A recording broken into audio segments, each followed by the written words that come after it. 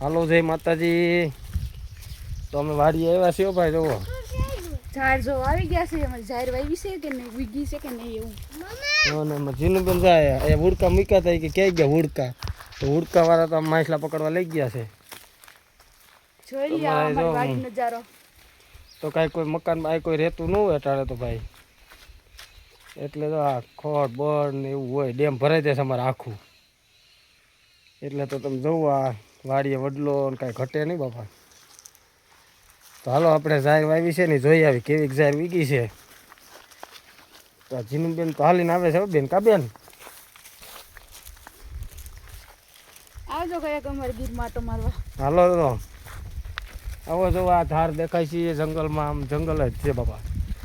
અહીંયા સુધી જાય અહીંયા સુધી તો આપણે પાણી આવી જશે.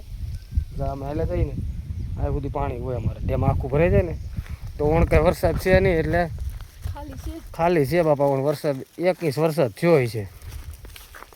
બાકી અમારે કાંઈ વરસાદ એટલો બધો છે નહીં.